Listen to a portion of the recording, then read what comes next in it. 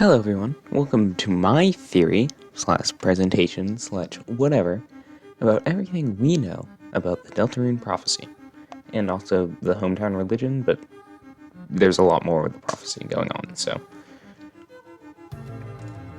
First, I think the best place to start out with discussing what we know about the prophecy is the actual prophecy itself.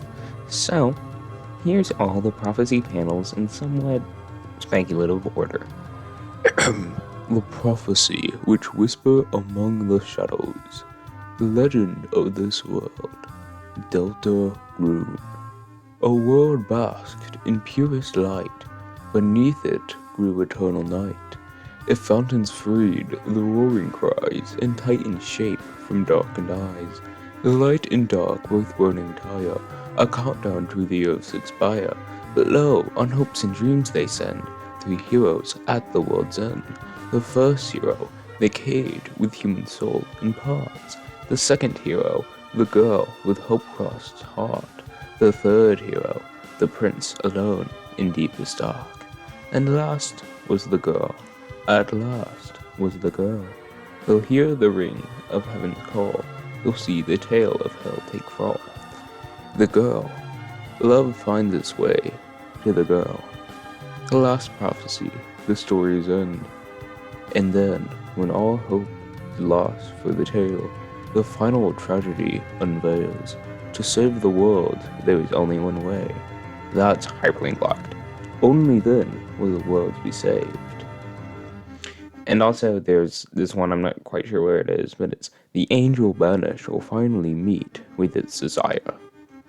So, obviously, we don't know what the save the world there is only one way is. It's supposedly bad, according to Susie. This is such a huge question that I haven't even attempted to tackle it here because there's like 5 billion different possible answers and speculation, and it all really comes down to like 5 billion different other variables, but some other people will figure that out, I'm sure. Anyway, another weird thing that I found just going through these prophecy panels is that the three heroes that are described in the prophecy, the first hero, the cage with human soul and parts, the second hero, the girl, the third hero, they only appear at World's End after the roaring, after the roaring cries and tightened shape from darkened eyes. So, supposedly, maybe the heroes that are in our party right now aren't even the prophesized heroes, but we'll get into that way later. There's also some other prophecies, which I think pretty much, besides this one, just go to tell us how much the prophecy knows. Like, the pointy-headed will say toothpaste, and then boy, Lancer. I'm not quite sure why this is the only thing we know about Chapter 1, and why the prophecy foretells this, but it does. The clean chariot cannot be stopped, the lord of screams flee apart by blade, the knight which makes a blackened knife shall duel with heroes strife by strife, Jockington grows the beard, all the, melody things that we see in Chapter 4, and the flower man trapped in asylum. Which is, people have made many comments about this prophecy, about how Asgore is absolutely, definitely the final boss of, secret, Woody friend inside me, like Chapter 5 or whatever, but that's also for the Chapter 5 theorists to go on about. Today we're just looking at the prophecy. There's also a bit more, because Gerson tells Susie about his book series, Lord of the Hammer, which is directly based on the prophecy. But in it, there's some things that he says will happen that the prophecy doesn't exactly specify. So, Chapter 1, The March of the Dark King. The heroes defeat the king and stop the dragon. Yeah, that lines up because, Kris and Ralsei really defeat King, and they stop Susie, who is presumably the dragon.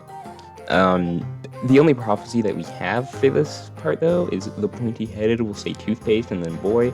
So I'm not sure how Gerson gets this pretty accurate thing from just this. So maybe there's something else going on here, but we'll look at that a bit later. Chapter 2, City of the Shining. The heroes who battle in chariots to save the queen. The heroes do battle in chariots, but that's not really to save the queen, it's more stopping the queen.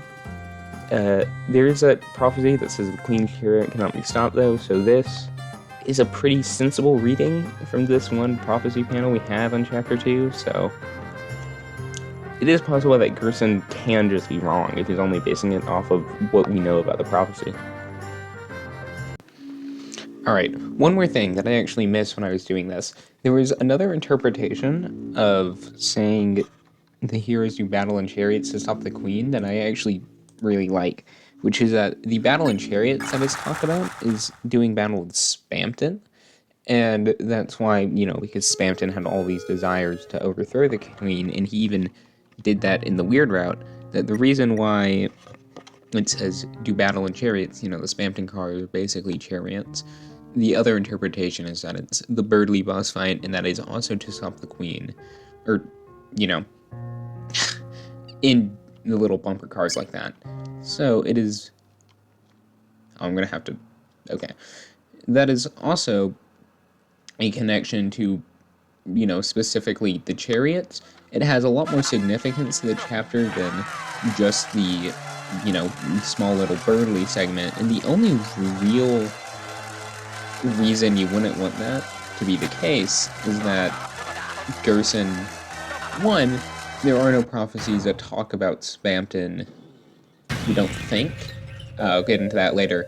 And two, another thing we'll also get into later, that's a secret boss, which shouldn't be part of the prophecy. But, yeah, I digress.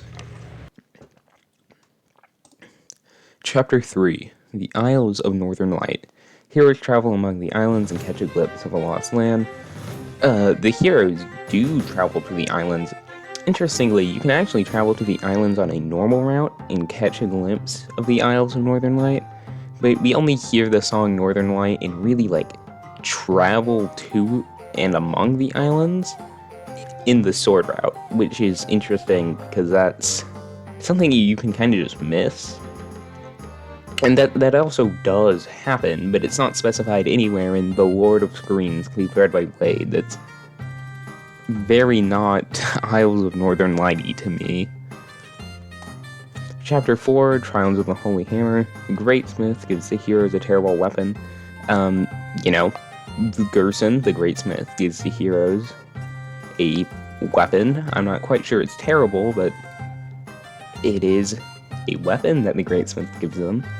And this is, again, pretty interesting because, like the Isles of Northern Light, this only happens on a secret boss run, but we do actually have this prophecy here with the hammer that presumably has text that we just can't see, so it seems that Gerson might have actually gotten this from here.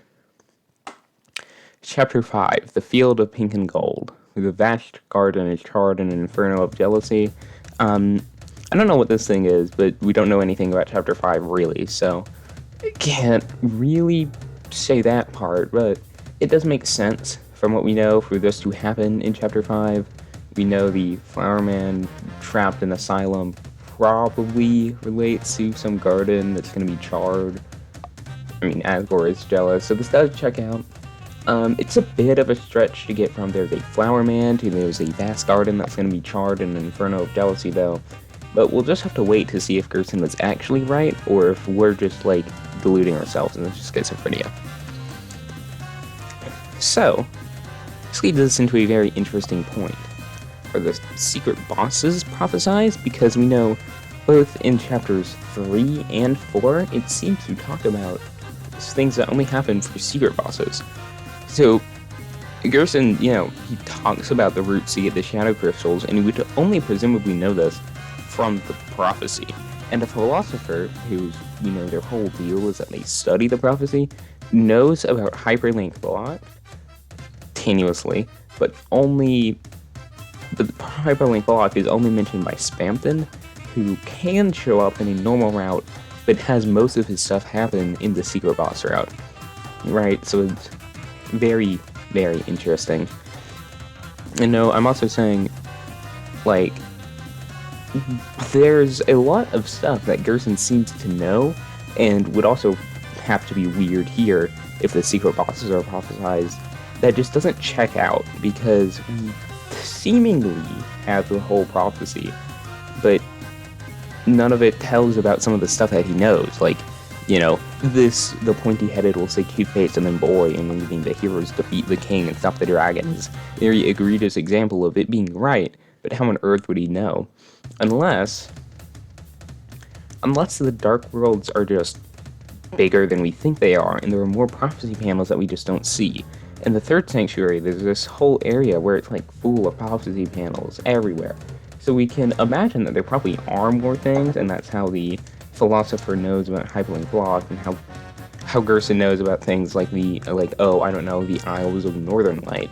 So it seems very likely so far that either Gerson's just like God and he's like getting everything correct because he just knows stuff, or there's just more prophecy panels that we just don't see. So what does Ralsei know? Because he's another good source of info that we have on the prophecy. I mean, he is the first person to tell us about it, right? So we know he knows the prophecy. He makes a whole big point about that. We also don't know how much beyond the prophecy he knows. He says that he thought Susie could wear ribbons, like the prophecy says. He obviously doesn't know everything, so maybe the prophecy doesn't also foretell everything if he knows it. Even though it's bigger than we see it is, because he seems shocked when the knight opens the fountain to make the Titan. He has like whole new sprites for this segment because of how like scared he is.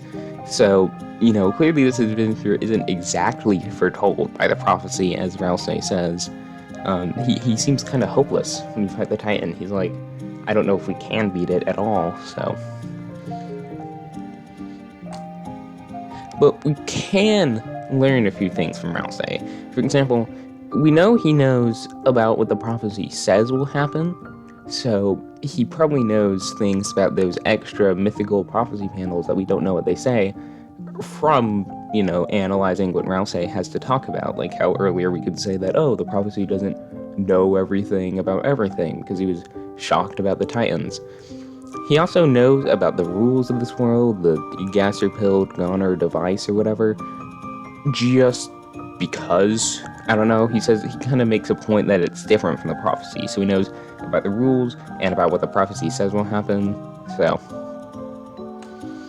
there's also the legend, which probably not a super reliable source about the prophecy because it is a summary by Ralsei, though I wouldn't go as far as saying that everything here is like meant to be wrong or is going to be taken as far as, well, it was just an interpretation by this one character and so blah blah blah blah blah blah blah, it's actually like false or whatever. Though there's just a lot of areas you can take it. It could be false, it could be extrapolation in universe, or it could just be like how Toby wants to first introduce us to it.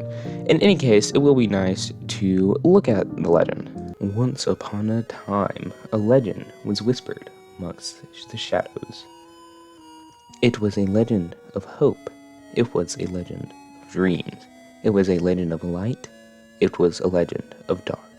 This is the legend of Deltarune.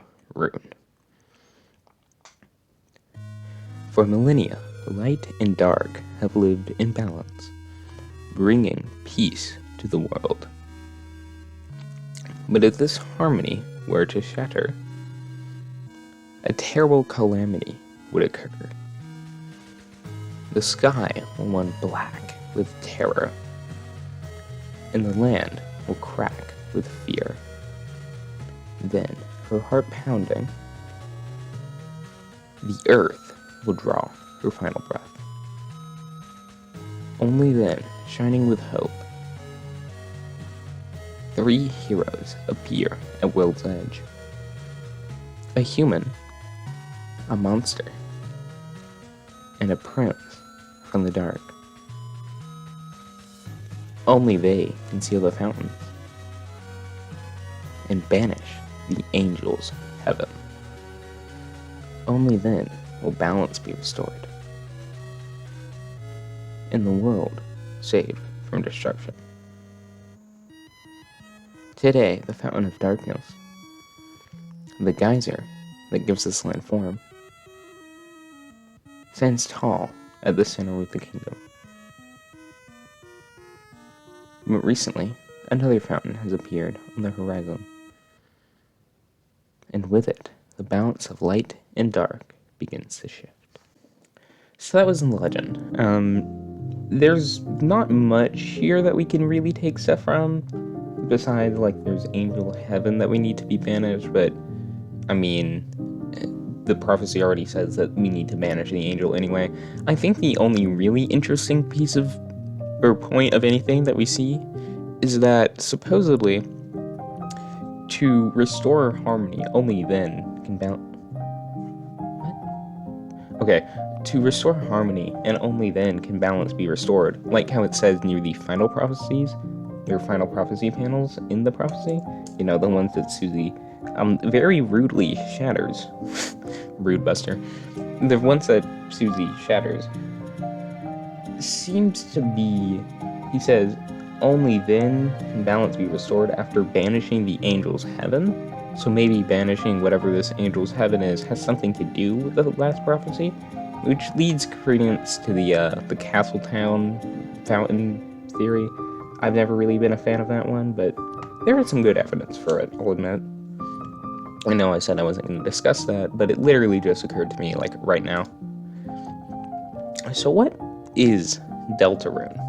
Well, the legend can tell us that Deltarune likely means the prophecy itself and not the world. This was actually one of the first things that I was kind of stuck on when I was first researching this video, was what does Deltarune even mean? I was stuck between it meaning like the prophecy, or literally just the world, because the prophecy kind of makes it vague if Deltarune is referring to the world or the story of the world. But the legend kind of makes it clear that it is the legend is Deltarune. So what does Ralsei not know? Well, after explaining the prophecy to Kris and Susie, Ralsei says, "Kris, Susie, I strongly believe you two are the heroes of legend."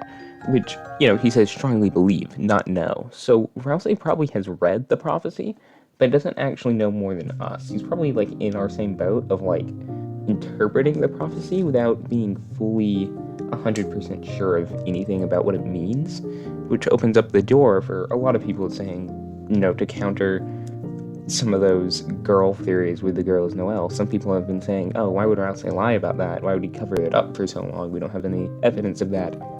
He might just not know. He might just be ignorant to it if the girl is Noelle. So how does Ralsei know anything about the prophecy? After all, the regular Darkners seem to not know about it. Queen doesn't know about the roaring. You know, and Ralsei seemingly hasn't visited the church Dark World. Well, we know Ralsei is burdened with knowledge of the prophecy. He claims that this knowledge came from time and space. He also knows about things like the rules of this world, like the soul. We know exactly two creatures related to time and space. One of them is So Sorry, because I think there's the flavor text about So Sorry encountering you across time and space. No. And the second one that we can't immediately rule out is Gaster, the royal scientist. So this is the part of the video where everybody gets mad and boos and says absolutely not cinema, because Gaster's here. But speaking of Gaster, who is Gaster? So, for the sake of argument, I'm going to be assuming Gaster is the name of the narrator or the intro speaker, but if that's some completely new, different character that doesn't make my points too wrong, it would just mean that instead of Gaster, it would be some other dude. But what I mean is the narrator, basically. I'm only using Gaster to connect it back to Undertale, so we can have a few more points of evidence here. And if you need any evidence or anything about who Winging Gaster is, there's a great video by Misty Sparkles that I'll link in the description. I know you probably all know about Gaster, and have probably already seen this video like 20 times like I have, but allow me to indulge myself for my Deltarune theorist brain. So, what do we know about Gaster and the prophecy? Well, Gaster, Dr. Wingdings Gaster, shockingly, speaks Wingdings. On the official Deltarune.com site, way back in 2016 on the Wayback Archives, presumably archived by Toby Fox actually, there's the phrase from the legend where it says 3 heroes appeared to banish angels' heaven. Not from the prophecy, specifically from the legend, but it's in all caps wingdings. The exact same type of style that Gaster speaks in. Thank God he speaks in all caps wingdings too, because lowercase wingdings are a nightmare. And so, because we know that this is the phrase from the legend and not from the prophecy, this implies that Gaster told Ralsei the legend, which is not a very hot take. If you're watching, like, hour-long Deltarune videos about the prophecy that has, like, 81 views, you probably know about this theory already.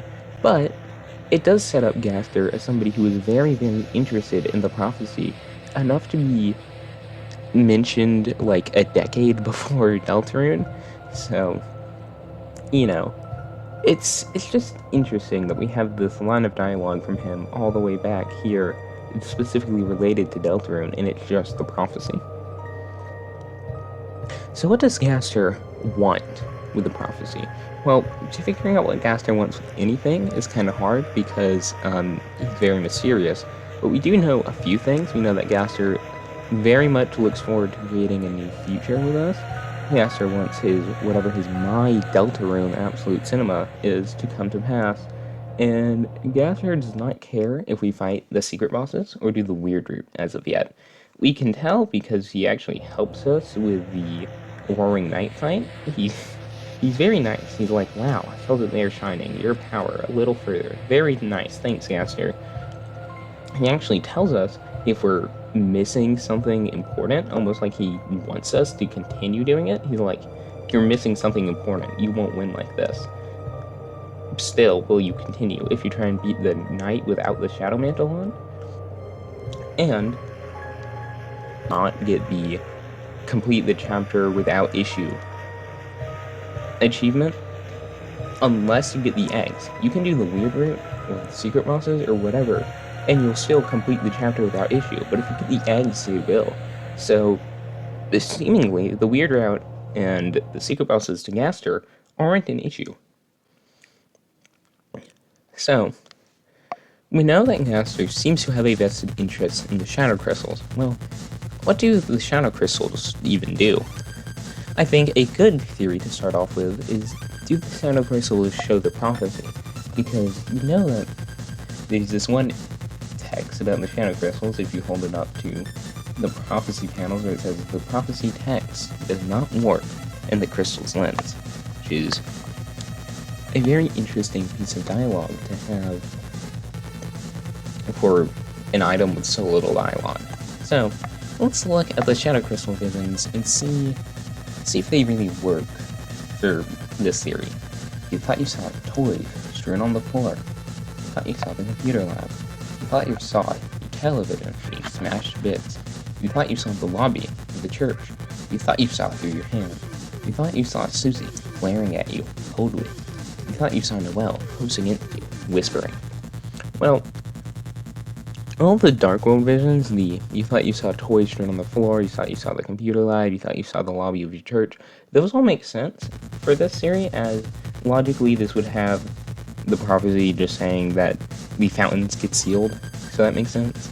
The one that's very interesting to me, and the fact that it actually very much supports this, is that the Chapter 3 vision is specifically your television being smashed to bits, when there's that one prophecy that specifically says the Lord of Strings can be read by Blade for Chapter 3. So, I think this really works with it. There's also the Light World visions, where it's, you know, Susie glaring at you coldly, Noelle close against you whispering, and you thought you saw through your hand.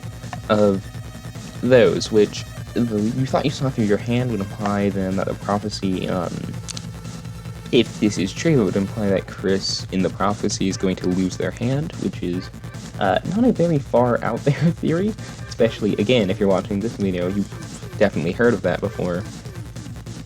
But there's also the one where it says Kris and Susie seem to have a prophesized falling out then, and the vision also suggests that the weird route is part of the prophecy because it has Noelle close against you whispering, which only happens on that route, which shouldn't be too surprising of a claim for me to make because you saw the thumbnail, but, you know.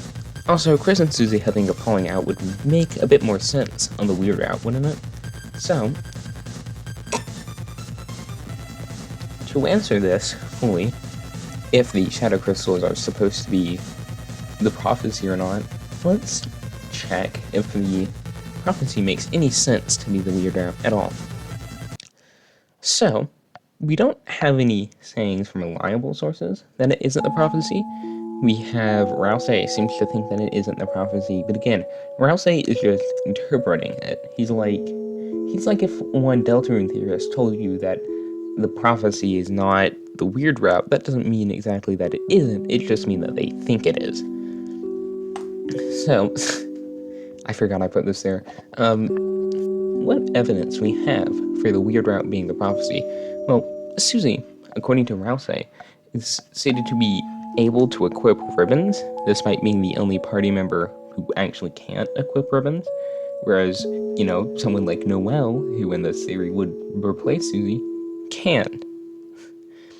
So, we also have the shadow crystal visions of, you know, Susie and Noelle. I think that's kind of cyclical reasoning, though. So,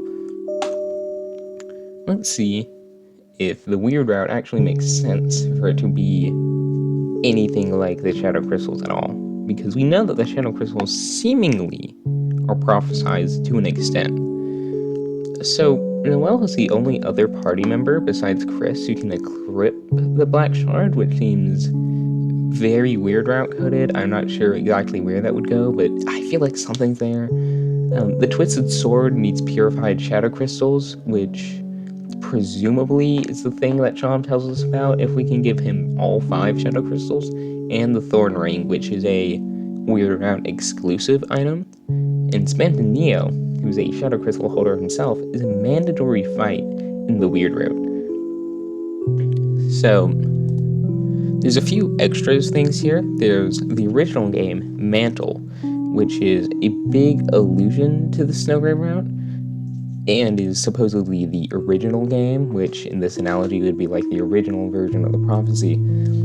Seemingly Mantle is, and I'll get ready for the Deltarune Conspiracy scoreboard. Seemingly Mantle is based off Cat Petters the RPG, which we know is in Azrael and Kris's bedroom. Now, Cat Petters the RPG is supposedly a ripoff of Dragon Blazers. Dragon Blazers itself being based off of Lord of the Hammer, which is based off of the prophecy. So maybe, just maybe, the original game only knows about the weird route as intimately as it does because it's actually based on the prophecy through like 5 layers of connection. Otherwise, I'm not sure why it would know about the weird route. Not saying that there needs to be a specific reason entirely. It could just be that it's like an illusion and we're not supposed to think too deep about it, but I feel like there's something there. The girl whose love finds its way to the heart has a soul, has like a heart cutout, just like Kris's overworld battle sprite. Like if you're in the dark world and there's bullets coming at you and like Kris kind of loses opacity and you can see the soul, that's what the sprite looks like. And there's also a philosopher who, again, their whole deal is studying the prophecy, who's like, who will call the girl who snows? And if that isn't related to the weird route, I don't know what is. So, this is a very heated topic, but we're going to have to get into it if we really want to figure out if the weird route is the prophecy or not. Who is the girl with Hope Cross on her heart? Is it Noelle, or is it Susie? So, the girl is believed by everybody that we have met so far to be Susie. The first depiction of the heroes in the legend kind of looks like, or a lot looks like Susie, but that is kind of Ralsei's thing. But the first depiction of the heroes that we see in the, Lit Bow and Hopes and Dreams system, the heroes at World's End, the monster, or the girl in the middle looks a lot like Susie. Fits her. She does seem to have Hope Cross Heart. She has like a whole monologue about being the girl with Hope Cross Heart. So why wouldn't it be Susie? I've seen a lot of people bringing up this one image in particular, saying that, oh, it has to be Noelle or it has to be Susie. So I don't think the silhouette really matches Susie's at all. The hair kind of is that flat, but her hair is a bit more slanted downward with her snout shape. It's not very, it's not as human-like as it looks right here. The hair kind of frizzes up a bit more too. She's a bit, wider, I'd say, than this. She can't equip swords, and she doesn't have this big, like, flowy coat. She has a jacket, but it's very tight to her body. It doesn't, like, come off. There's, like, even a belt on it, I believe. And for the sword, I mean, it could be the White Pin of Hope if that's a literal item, but it also is probably just a metaphor. For somebody like Noelle, though, it could be the Jingle Blade, or if it really is the weird route, the Twisted Sword. It does seem a bit more close to Noelle. Her hair does look a bit more like this, especially with these little frizzes at the end. Her cloak does seem to billow a lot more, and as I said earlier, she has this sword. There is the thing about the antlers too, but it could just be that she's wearing a white cloak here, as the original game refers to her as the White Cloak. But again, then what's this hair thing here? So here's an image of Noelle overlaid onto it. You can see it looks very similar except for the antlers. And here's here's an image of Susie. You can see there's this little uppy thing right here on her hair, whatever it's called. And her jacket is very tight to her body, and her hair does not frizz out that far. So it's very hard to tell. So I think this is more of a just general depiction. This is a long way of saying I don't think this matters. I think this is like a general depiction, and we're not supposed to read too much into it. But a prophecy panel that I do think actually matters is the girl. You know, at last was the girl. At last was the girl. So this image depicts a seemingly separate character to the second hero. The Order in Susie Darkworld seems to lead us to believe that they're the same character. However, we know that Susie Darkworld is out of order, as it has the Prince Alone and Deepest Dark, the third hero first, and then the first hero, and then the second hero last after the girl. So we know that there is an image of a Rude Buster. Yes, I know that this is the same image that we use for when a character is acting in the battle menu. However, in the files, the image for this is literally called, like, Rude Buster. So, I mean, it's a Rude Buster. I get that it kind of looks like a talk thing, but it is supposed to be a Rude Buster, at least if you can believe the files.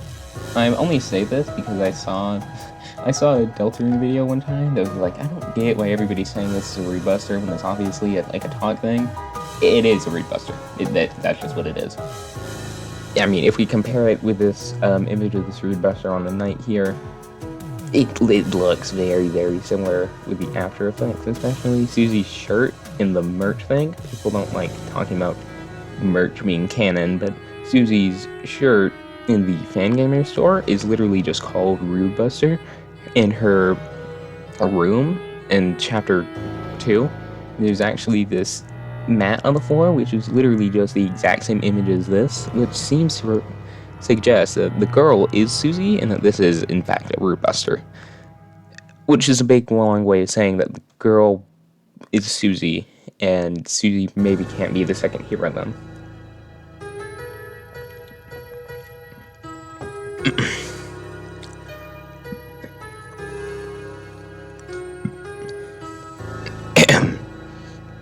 So, here's another big thing here. Love finds its way to the girl. There are two interpretations of this.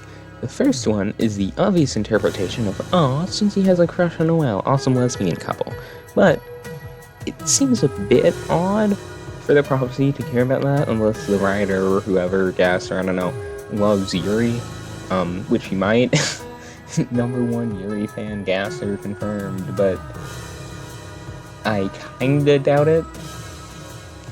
The use of the heart cutout here, as I said, kind of represents the soul. The way that it's angled, it's kind of hard to see, but one side's a bit thinner than the other, so it looks like it's angled, like it's actually part of the character and not overlaid on top, which makes me think that it's more supposed to be like a real soul than symbolism, but that is a very nitpicky thing. But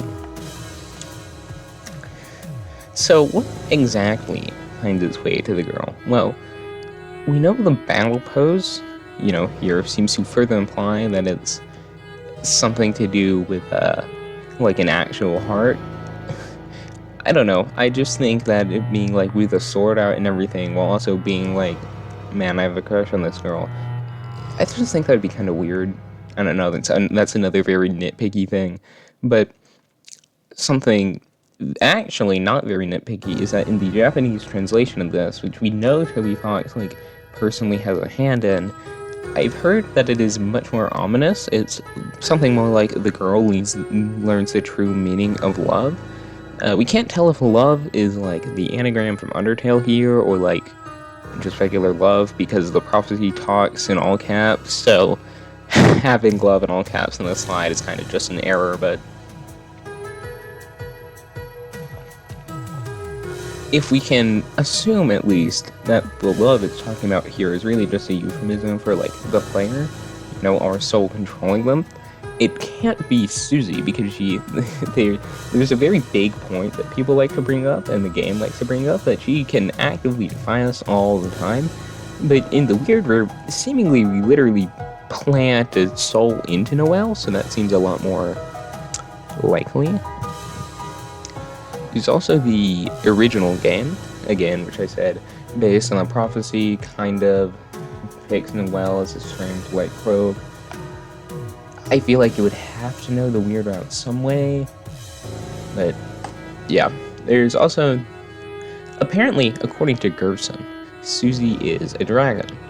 Checks out, Susie's a strong character with purple scale skin. Her hairbrush made by the Dark World into a weapon is literally called a dragon's main axe. She literally has a spiky tail. There's a How to Draw Dragons book. The How to Draw Dragons character too is purple. I don't think it's a big stretch nowadays to say that Susie is supposed to be like a dragon monster. Well, Gerson says that in the first chapter, The March of the Dark King, I believe it's called, Susie is told the heroes defeat the king and stop the dragon.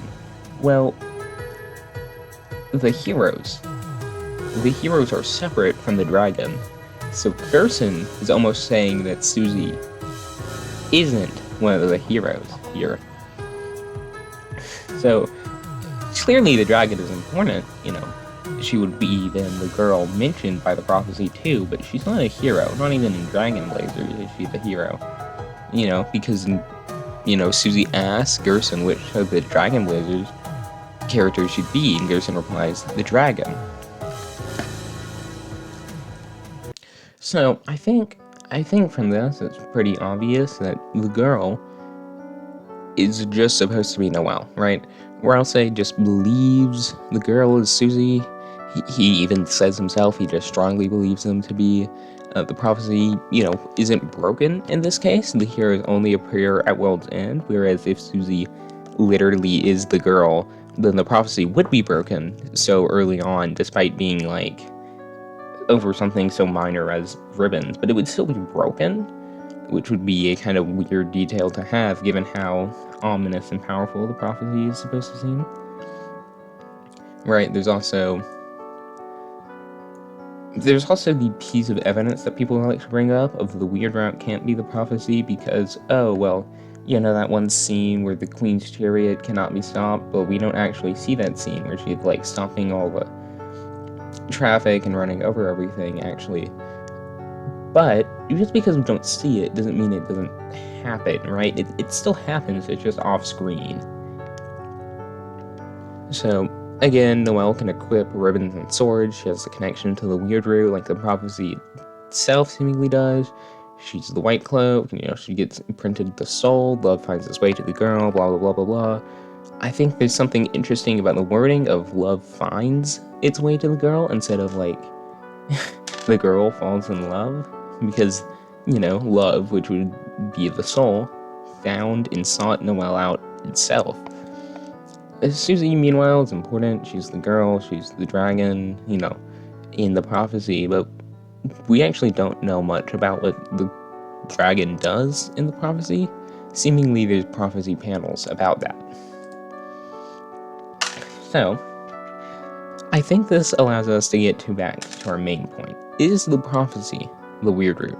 Well, there is a lot of evidence that the prophecy fits very, very nicely into the weird route, or might even be the intended reading of it. That said, Ralsei does make those very ominous, very intentional comments about the weird root breaking the prophecy. And even if he is just wrong, the game does seem to kind of reject the weird root.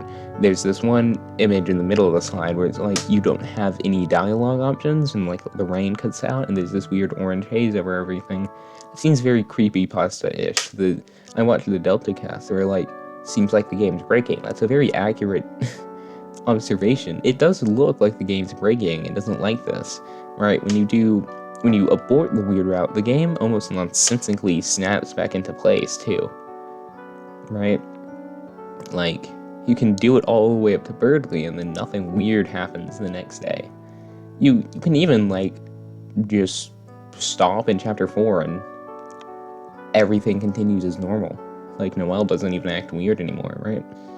So, seemingly, there's a route where the weird route isn't the intended reading of the prophecy, but if it isn't, the weird route, at least, if unintentional, is a way to fulfill the prophecy. I can't see the weird route breaking it, given how similar they are. So, maybe a big help for all this would be, who even wrote the prophecy? Well, we know the prophecy is one, in all caps. The prophecy speaks in this very formal, weird, very precise, yet somehow vague syntax or language. It calls the prophecy Deltarune, like with those big brackets, almost like code type syntax. And it has some connection to the depths, as all the prophecy panels literally have image depth under them, or a version of it at least. I think it's very obvious to everyone here that prophecy was written by Gaster. I mean, W.D. Gaster speaks in wingdings, all caps wingdings. The narrator also speaks in all caps. The only two other characters besides the prophecy to speak in all caps are Djevel, Spamton, and Papyrus, which hasn't appeared in Deltarune yet. So, also, I don't see Papyrus having written the prophecy. I just don't see it being true.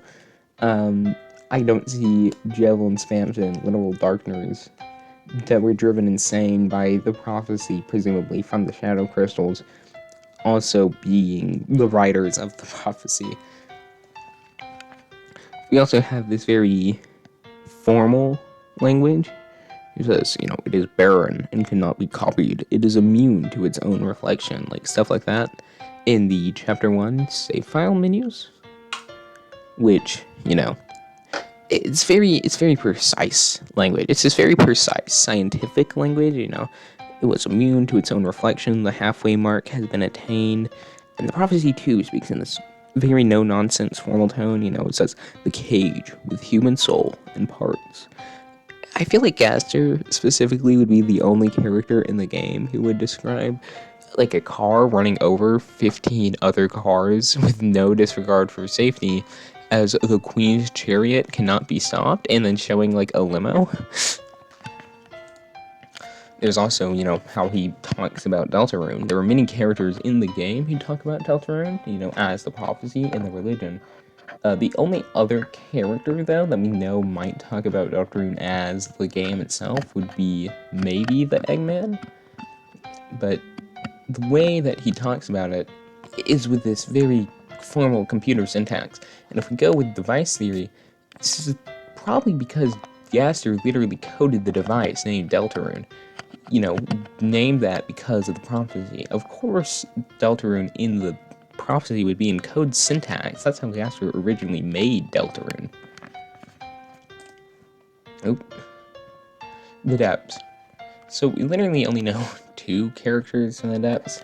We know that Gaster talks to us, and the Goner Maker with image depths in the background, and the vessel is there too, but it can't have made the prophecy given it was literally just born. The prophecy background is just image depth, but lighter. That's pretty obvious. So, now that we've understand that Gaster wrote the prophecy, let's go back to the shadow crystals. There's two routes we can go down. The shadow crystals are the prophecy. Shadow crystals seem to be in the prophecy based on what Gerson says. Gaster, the maker of the prophecy, enables us and helps us get the shadow crystals. He gives us a gold star for completion only if we get them. He tells us if we're missing something important to get the night shadow crystal. He's like rooting us on, almost. And it really seems like the shadow crystals are a part of the prophecy. But there's also the very easy route of saying that the shadow crystals aren't part of the prophecy, that we aren't supposed to collect them. Ralsei quickly brushes off spam to Neo like it's not something we're supposed to see in the prophecy. It's super easy to not get the crystals, and the prophecy should be hard to break. It's set up as this big force, and we're going to have to try really hard to not break. And the prophecy that we see, of course we only see a bit of it, but it's still weird that the prophecy we see never once alludes to the shadow crystals, if they're a big part of it. So, what are the shadow crystals' deal, just in general, even if we can't figure out exactly if they're part of the prophecy or not? Well, Kris seems to want to collect shadow crystals, according to Eram. They think that they can distort the prophecy, despite their inability to warp the crystal through lens. Kris, when they hold it up to the prophecy panels, they shake it when they see that it doesn't work. They're like, come on, do something, right? It's like, they almost think that it is how they get their power to break fate is through the shadow crystals. It is possible the sky mantle and pure crystals can be used to invert the prophecy. Of course, if the shadow crystals, are supposed to reflect the prophecy and be the prophecy and whatever, maybe a purified, changed version of the shadow crystals would do the opposite. Maybe that's how you get the better ending, but we just don't know. Well, so moving on to our next and final point about the prophecy. I wasn't going to actually add this section in the slides, but I was looking at the thumbnail for this video to make sure I didn't clickbait y'all, and apparently I had friend in it, so here's a section on friend. So, we know that there's this weird tale of hell in the prophecy that's mentioned exactly once by it. It's, they'll see the tale of hell take raw, they'll hear the ring of heaven's call. We don't know where that fits in the prophecy, maybe in the roaring, that's just speculation.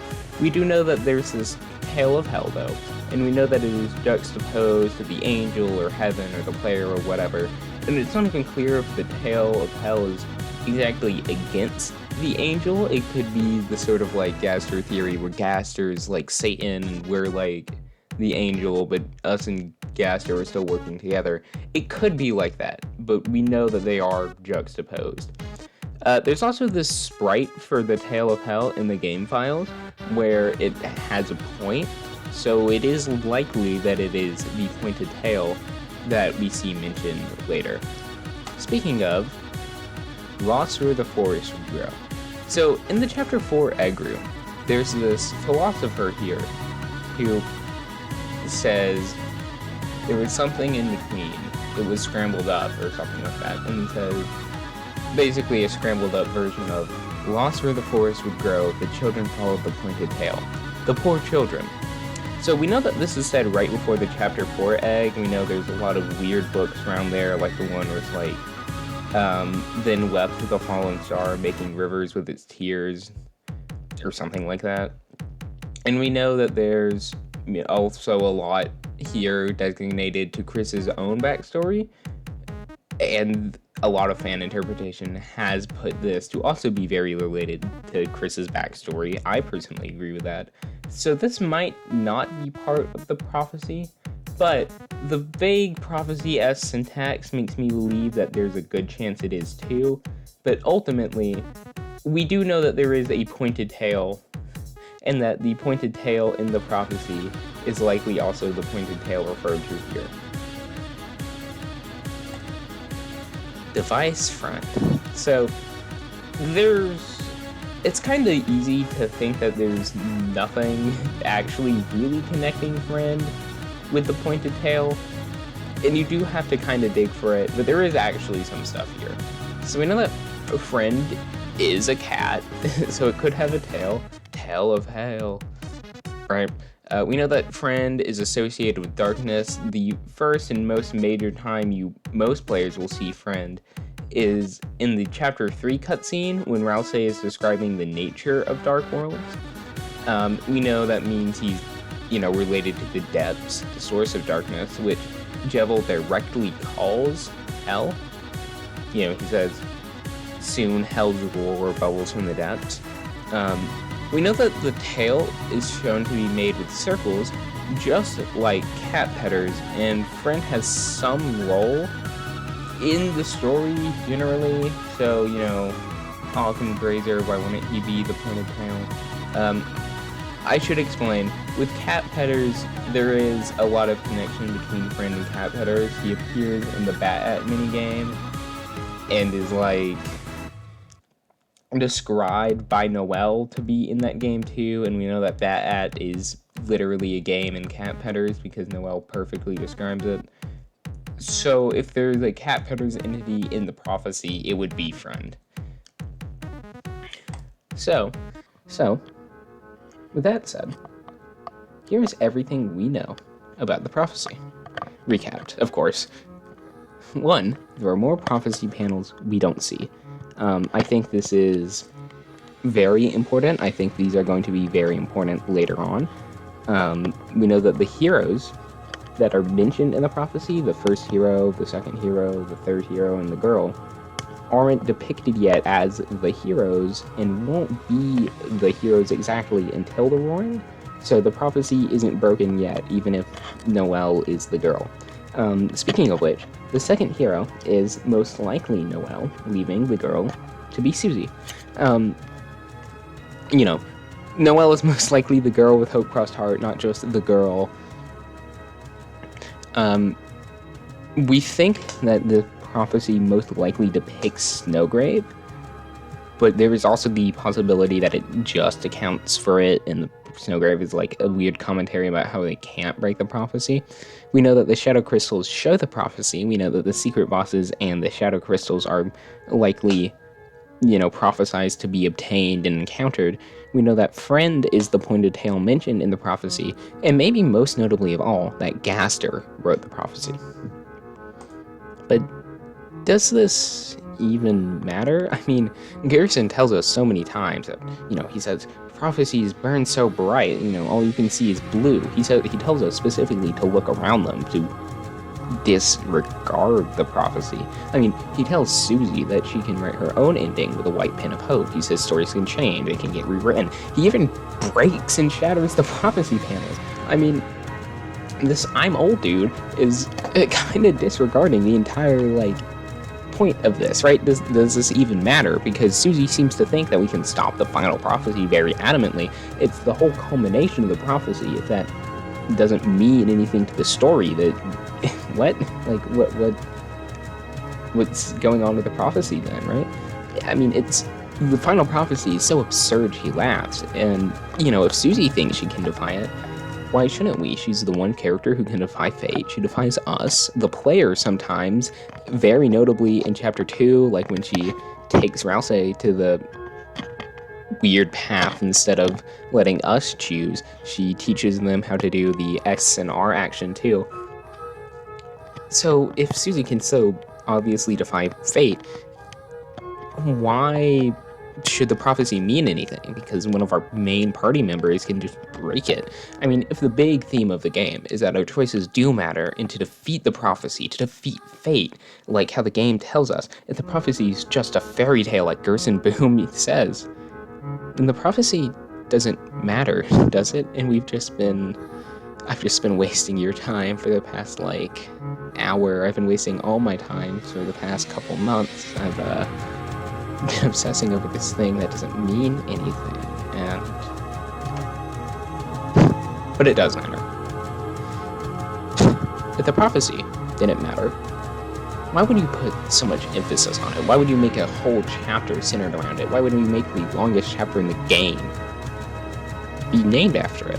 Why foreshadow the author of the prophecy years and years in advance? We're making the first character we even meet in Deltarune. Why make him the guy who takes over the Twitter and announces it? Why would you have sneak peeks all the way back in 2016 about the author of the prophecy talking about the prophecy? Why would breaking Deltarune be so easy? I mean, why, if it's so set up to be so important, why would it be that easy to break? It's Deltarune. It's Gaster's Deltarune. Gaster's a very, very smart scientist, we know, and we can't even break the prophecy in the weird route. Maybe if you don't do all those weird things I was saying about earlier, we can't progress the game. And maybe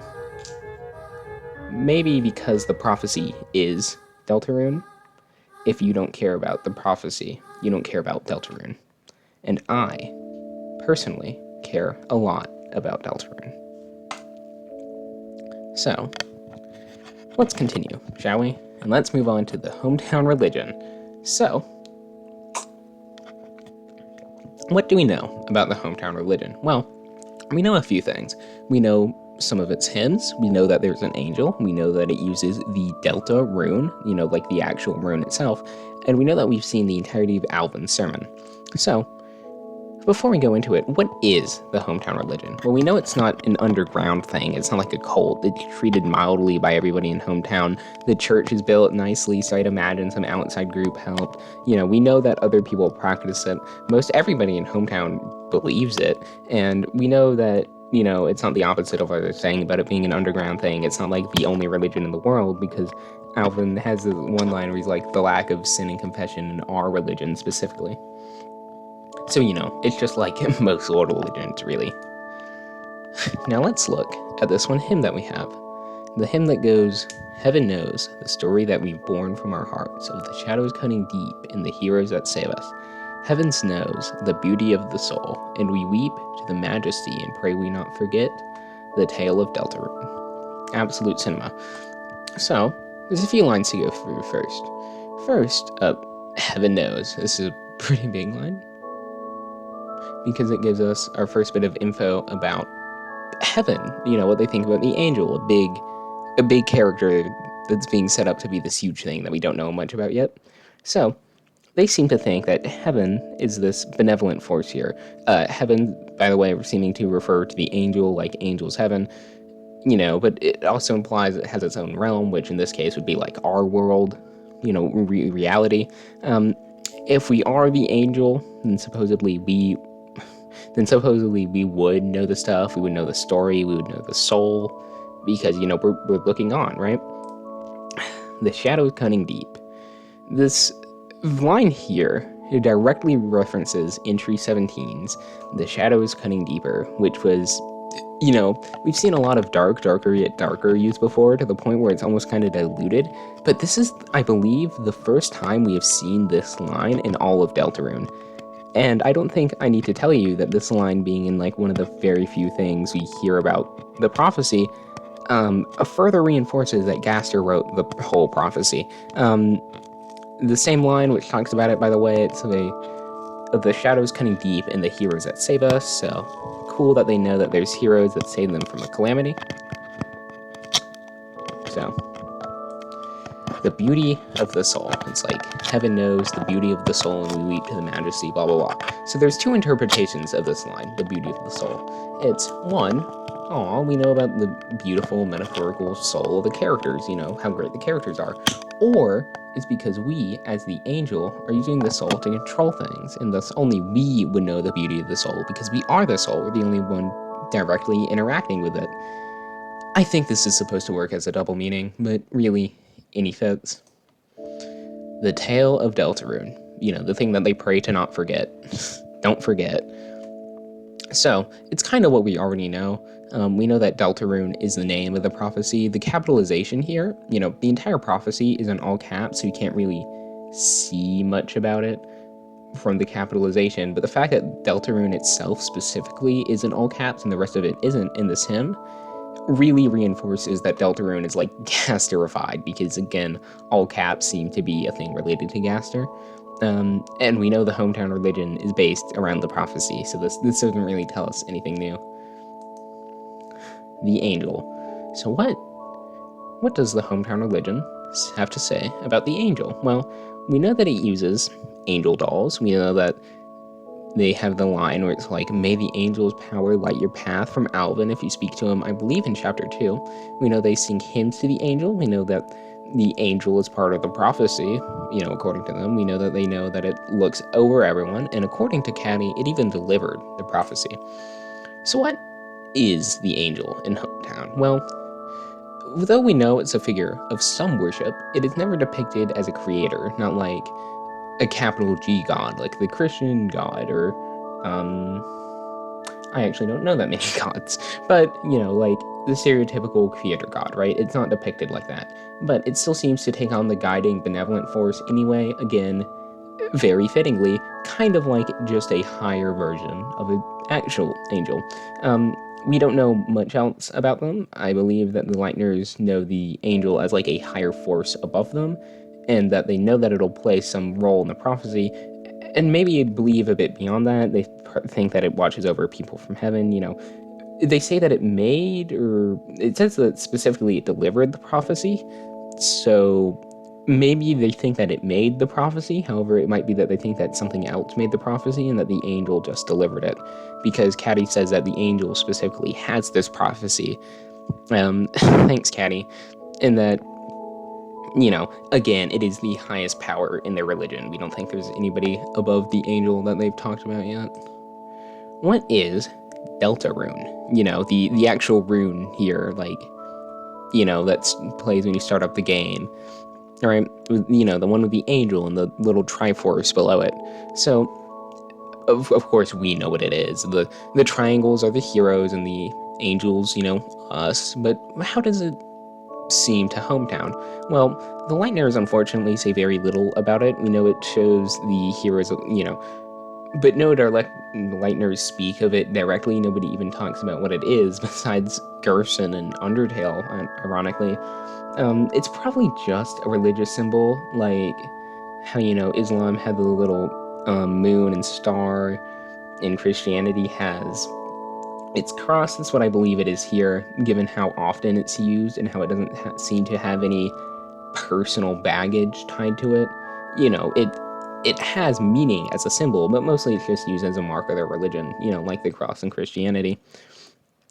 Now, to everybody, including the characters here, least favorite part of this whole video, I think it's really funny. I was looking for footage for this. Alvin, noticeably becomes way less happy when Catty gets on the podium. Everybody's least favorite part, Catty's sermon. So what can we learn from Catty's sermon? Well, Catty says that the angel has the prophecy. They also say that it was foretold by time and space, so that doesn't really narrow it down. It does open up a bit of a window for Gaster Angel, though, even though I don't believe that. Catty does say something very important, though. Catty does say that the main thingy of their religion was that because nobody knew who the heroes were, and everybody could grow up to be one of them and to change the world, to be nice no matter what. She also says that they don't have the prophecy murals, so that's kind of a thing that everybody just assumed, but it's nice to have some confirmation of that. I do think this over here is the biggest deviation from the actual prophecy, and what makes them like an actual religion or philosophy is this thing right here. Of course, it's not perfect. We still have like Monster Kid teasing Kris and stuff like that, but it's still what they're supposed to do. Gerson, unfortunately for me, given last time, he almost made me think that this whole video was worthless, is back to tell us more about the prophecy. So, before he goes on a rant about his, actually interpret stories for yourself, and, the youth should be the writer, his whole that shtick again, he does tell us something that's actually useful right now. He says, "We shall never know the pieces of the prophecy lost to time." So, this kind of tells us that they, have generally vague ideas of events and pieces, but they don't have exact stories. I'm thinking it's more along the lines of the legend. I think the legend is a bit more specific than what they see, but I think it's more along that line than the actual prophecy. They don't seem to even know of things like the dark world. When you talk to Undyne, she laughs it off. Noelle's like, that must have been a dream, even though that she's super religious. Things like maybe Jockington growing the beard could be left out. So, no, Jockington growing the beard is not left out. And it just so happens that, like, Jockington's, like, Christ. Anyways, so let's give a big summary of what the religion in Hometown is. Well, they use the Deltarune like a Christian cross with significant meaning, but mostly used as a mark of their religion. They believe in the prophecy, but a distorted version with large chunks lost to time and with no murals.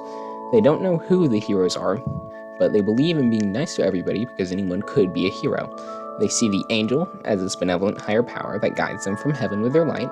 Also, another thing is that their holy day is a Saturday, If you think about why that would be, in Christianity, the holy day is Sunday, because that's the day that God finished creation. That was the day that he rested. Well, what would be a creation that would be significant to Deltarune's religion about the prophecy? Maybe the creation of the prophecy itself. Well, why on the 6th day? Why on Saturday? Well, because that's the day of sin. That's the day of man. That's the day of imperfection, right? That's why 666, that's the whole devil thing. And 666 is also kind of Gaster's theme, so, bit of a connection there. Maybe I'm grasping at straws, but it would be kind of funny. So, that's it. The big takeaway from all this, really, to me, is just that, like, we should really bet on Friend Inside Me, all in. No, but actually, I think there's a lot more to the prophecy than people kind of like to imagine. There's a whole lot more room for interpretation and stuff. I will probably make a video in the future, if this one doesn't flop, that is more explaining the in-depths about what the final prophecy might be, what the actual pieces of the prophecy that the people in Hometown have, and maybe even like some pieces of the prophecy that we haven't seen so far. But I think before I do that, I have a video coming up on Friend and ERAM, which I originally wanted to get out by October 31st, but it's almost a month after that now. But, getting time to record this video has been a bit of a nuisance. This isn't my first time recording this part either. I've had my entire footage, get recorded, and then apparently there was an audio recording, so that's great. So yeah, if you want to see more of my insane ramblings, I have a video from just after chapters 3 and 4. A few things I say there, I kind of take with a grain of salt now. A few things I think are really cool ideas, but, it's kind of a bit worse than this, so go watch that if you want. And before I go, I do just want to say, it really does mean a lot to me that anybody stuck around to listen to my inane Deltarune autism ramblings. I know it sounds kind of cliche, but it's true. It is cool to have a platform to share people with, and even if this video flops, it's a cool project to be working on. Clearing this out of the way, though, like and subscribe for more Hyperlink Blocked. And with that, I'll be off. Bye-bye.